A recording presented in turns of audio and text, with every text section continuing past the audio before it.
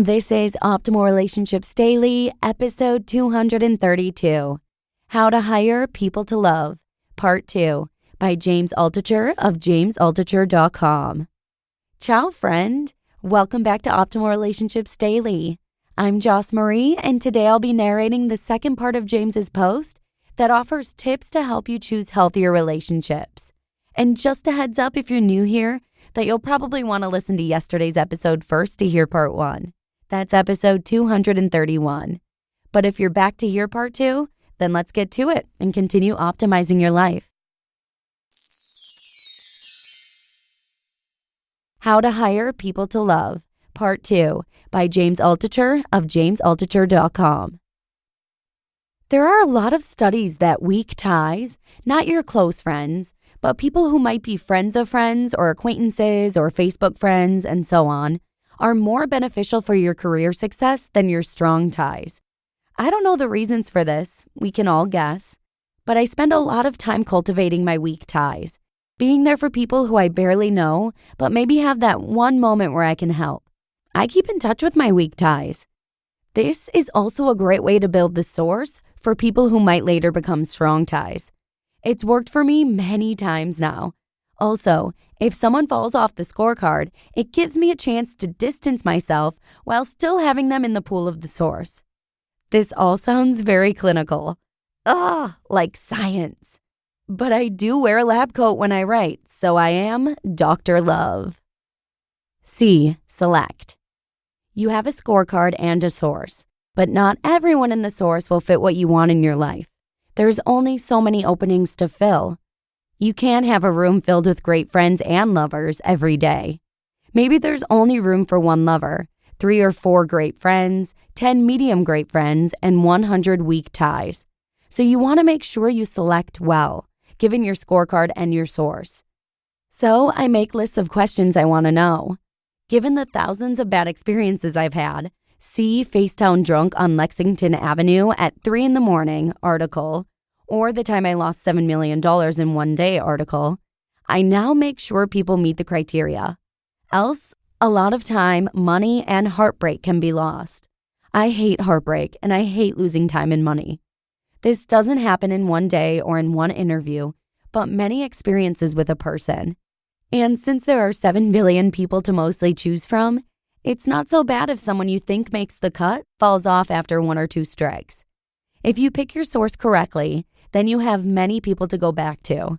If you select your weak ties correctly, then there are many people to go back to. One time, I hired a friend to work for me at a company. Then I found out he went to my boss and tried to have me fired. So even though we had been friends for years, I made sure he got fired almost instantly. There's a saying, everyone deserves a second chance. My response to this, not really. D. Sell. You have the right scorecard, you have the right source, they've made it through the selection process. Now what? Well, you have to sell them that you are a good person to love, to be friends with, to get to know better, to be a strong tie or a weak tie, or a help when they need it. How do you do that? You can't tell them. You can't say, you can trust me. That's what real estate agents and stockbrokers say. Do you trust them? You can only show by example. I was talking to Tucker Max and Dr. Jeff Miller recently. They are about to come out with a book called Mate, about the evolutionary psychology behind how people choose their spouses and other mating partners.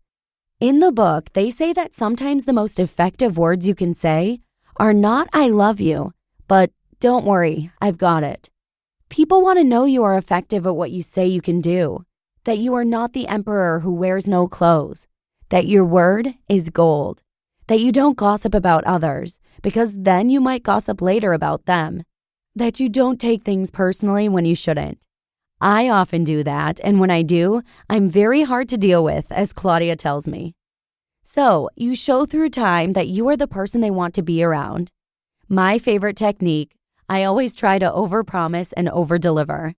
When I'm doing anything, a talk, an event, a book, a post, a trip, lending a helping hand, I always ask myself, am I overpromising and overdelivering? Not underpromise and overdeliver, that's for corporate losers. Overpromise and overdeliver means you learn, other people get helped, and you exceed even your own expectations of what you can do in your life. You become bigger and you earn the trust of others. And it's scary and hard and takes you out of your comfort zone. So, I guess it all boils down to what's good for you. And when you sell, you do it by improving yourself.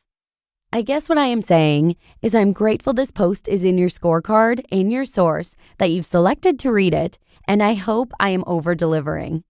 I'm also grateful to the random people who interviewed 30 CEOs and then wrote a book about it. They accidentally gave me a technique to find my loved ones. Maybe you can use this to choose the people you surround yourself with. Try making the lists I described. What's your scorecard, your source, and so on. Or you can say, this is garbage. It's your choice, but I hope we can be at least weak ties and maybe friends. You just listened to part 2 of the post titled, How to Hire People to Love by James Altucher of jamesaltucher.com. As we get older, time seems to go faster and faster, and most of us don't want to waste time on relationships that don't bring value to our lives. So this is a great guide to help us select friends that actually do add value. So thank you to James for letting us share this post today. It's been really nice to hear voices from so many new authors lately.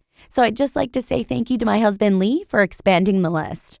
Which reminds me, don't forget to send over any ideas you may have for new authors or blogs too. You can let us know right at oldpodcast.com or our Facebook page. The shortcut link is oldpodcast.com/Facebook. Easy peasy. But that's a wrap for episode 232. Have a fantastic rest of your day. Tomorrow, I'll actually be covering a post from Evan Mark Katz, so I hope to see you again there, where your optimal life awaits.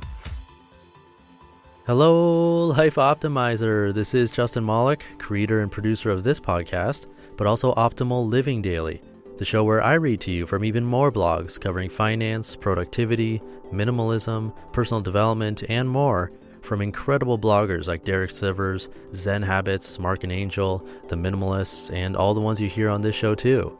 So if you enjoyed today's episode and like taking amazing blogs on the go, come on over to Optimal Living Daily and subscribe to that one too. And together, we'll start optimizing your life.